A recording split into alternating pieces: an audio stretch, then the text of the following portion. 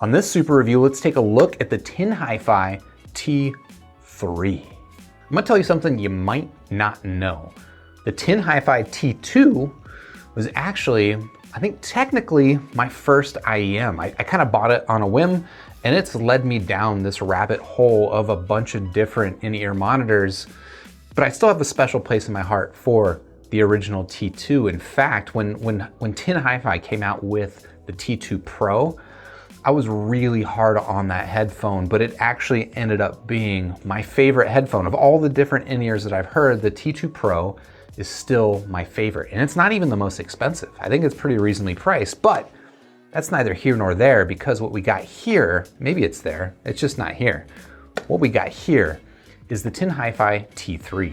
So the T3 is a brand new IEM from Tin Hi-Fi, and while I've got high expectations for this thing, I'm also, I'll be honest, I'm a smidge worried. So the T2 and the T2 Pro were both a dynamic driver headphones. This, however, has got a dynamic driver, but it's also got a balanced armature driver. And as far as I know, this is Tin's first balanced armature driver, which is risky, but we're gonna find out how this thing sounds. So let's go ahead and open it up. We'll find out what you get inside the box of the Tin Hi-Fi T3. Then I'll give it a listening test, run it against my reference library of music, compare these to the original T2s, the T2 Pros, of course, but I'm interested in comparing this with some other items in this price range. So this thing is launching at a suggested price of $70, which is quite a bit more than the original T2. When the original T2 came out, it was $50. The good news is this is on Massdrop right now and it's $10 cheaper, $60. We're gonna find out, is this thing worth $20 more than the original T2? I'll be honest, just looking at it through this little window right here, I kinda got high hopes. Decent spin, not the best spin, decent spin. Let's go ahead and do a quick tour of the box of the Tin Hi-Fi T3. I don't think we're gonna find out much about it from the outside though. So it's got a cool logo, that's new. It's got Tin Hi-Fi logo, and this is actually interesting. I feel like when this company first started releasing headphones, they were going by Tin Audio. But ever since I've been buying headphones from them, they've been calling themselves Tin Hi-Fi. You see both names kind of used interchangeably. I'm gonna stick with Tin Hi-Fi because I think it sounds cooler. Let's see on the sides, we've got nothing. We got a QR code. Now's your chance, QR code. All right, that was your chance. We know this thing was made in the People's Republic of China, and it has, oh, interesting. What is this icon? Amphanol Australia compliant. I don't know what that means. I'm guessing that's, well, probably related to the CE, some sort of country specific certification. I don't care. Let's find out what's inside this box.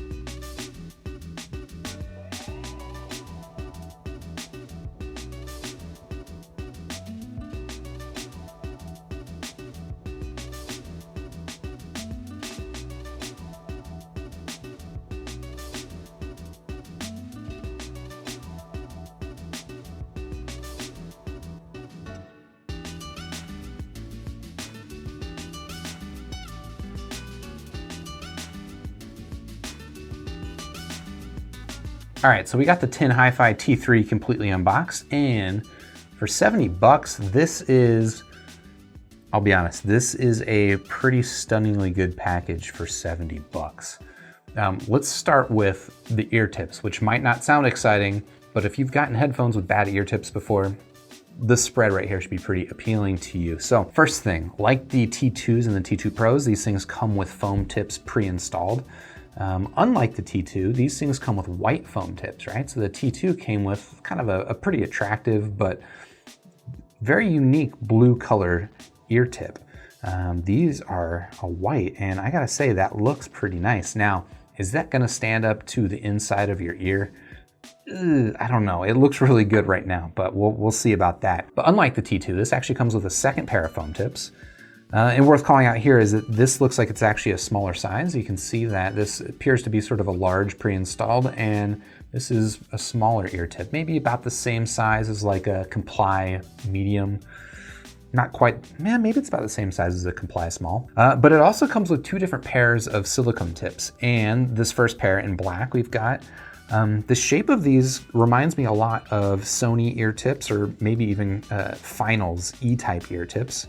But then on the inside, you've got this coloration, which, I don't know, it kind of makes it look like a spin fit ear tip, but I don't think that the action on this thing is quite the same as a spin fit. That said, the rubber grip on this is pretty nice. This is a nice texture to it, where, you know, some ear tips a little bit stiff on the outside. KZ ear tips are kind of notorious for that. These are pretty gummy.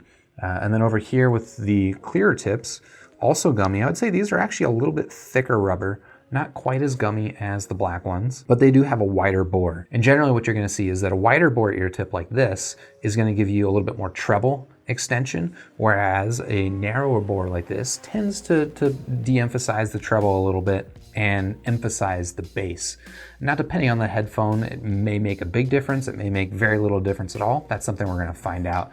But I am gonna start with the foamies because on the T2 Pros, I prefer foams. Wait, I totally skipped the paperwork. You get paperwork.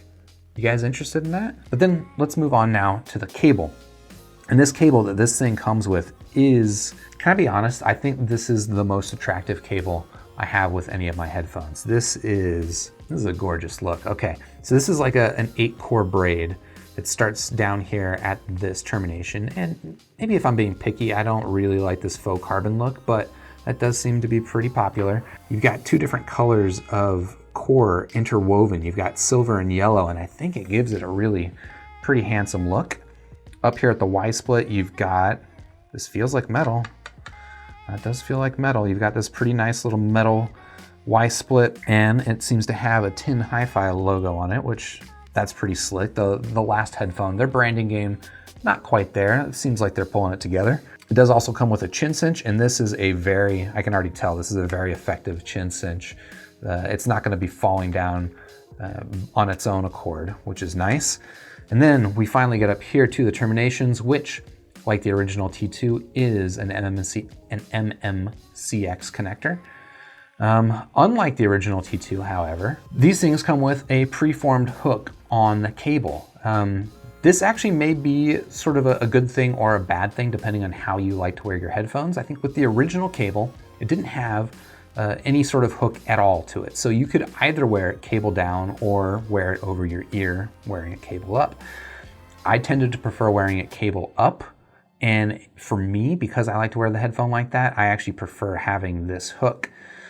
But because you have this hook, you're not, if you prefer to wear it cable down, I don't think this is gonna really work out for you. I mean, that said, it is MMCX, of course, you can put on your own cable if you want. So yeah, initial impressions, I am pretty stoked about this headphone, but what's really gonna matter is what this thing sounds like. So I'm gonna bring in my Walkman, gonna run this thing against my reference library of music, hit it with some De La Soul, maybe some Depeche Mode, of course some Alice in Chains. I got a couple of acoustic albums, one Alice in Chains and one Nirvana, that both sound really, really good, especially with a headphone that's got a nice soundstage to them. And now the T2 Pro, it's got an excellent, excellent soundstage for an IEM. I'm interested to see, how does the T3 stack up? I'll come back and I'll let you know.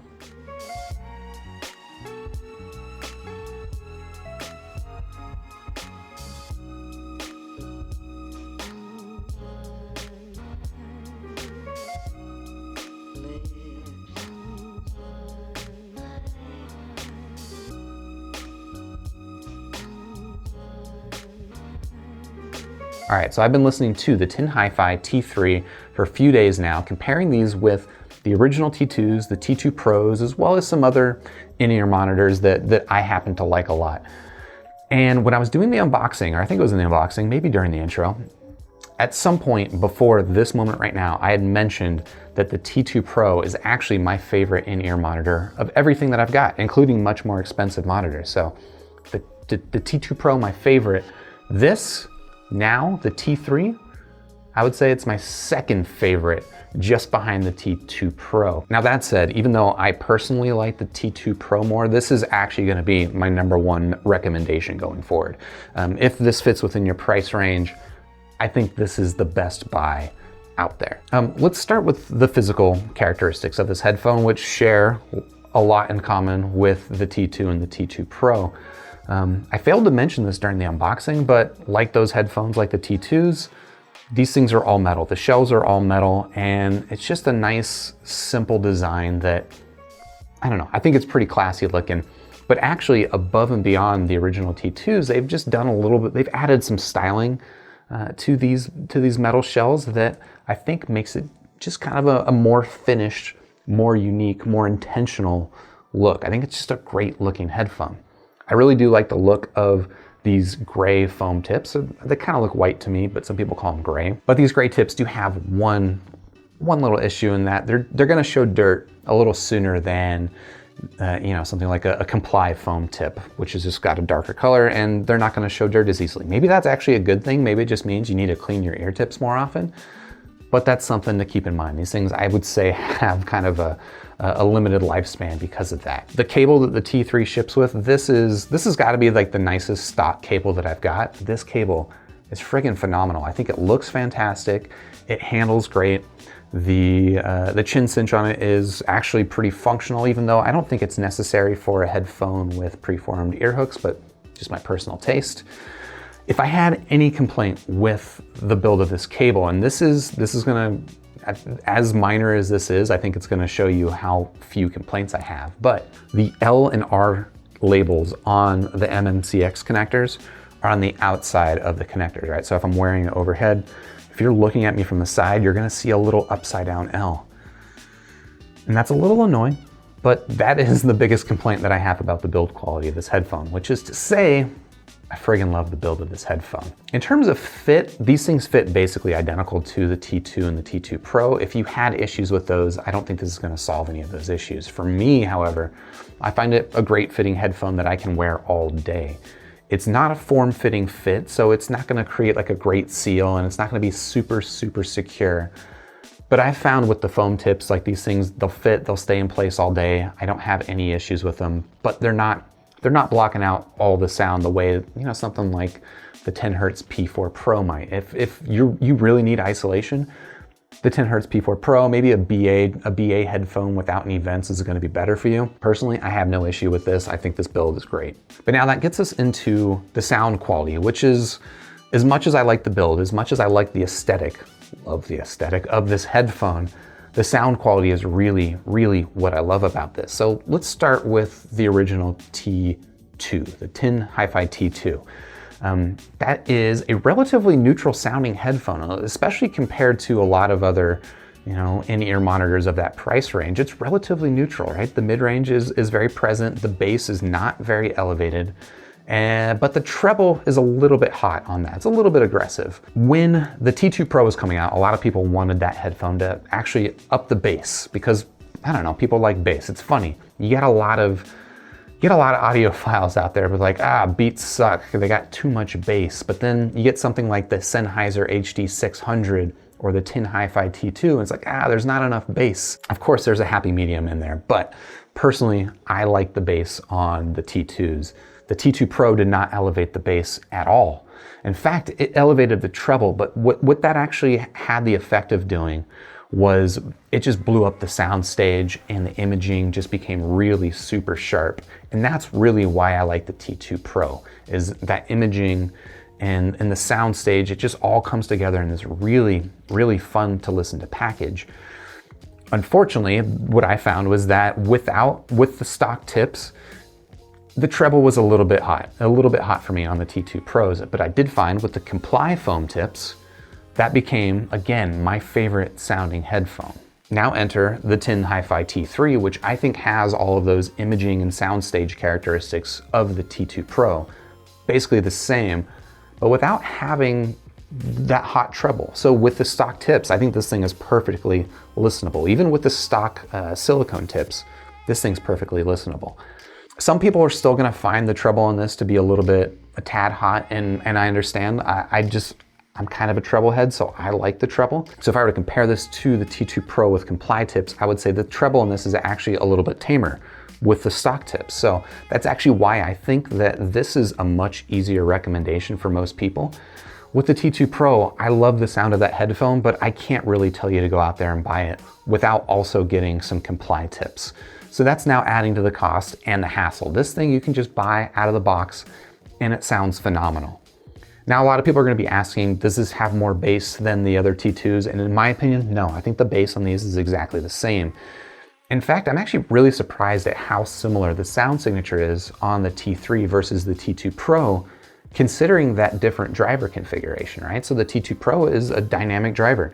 This thing has got a dynamic and a hybrid, or a dynamic and a balanced armature driver, which I would expect to change the sound signature more than it does. But really, this is very, very similar to the T2 Pro. Now, the main difference that I'm detecting, I would describe as, it's a difference in the vocals, right? I'd say the T2 Pro, the vocals sound very forward and kind of airy, whereas the T3, the vocals are still pretty forward, not quite as forward as the T2 Pro, but not so airy. And I think the trade-off in the vocals is that on the T3, the vocals sound just a little bit fuller in sort of the mid-range. So if I were to rate the Tin Hi-Fi T3 out of 5 stars, look, this is a very, very easy 5 stars for me.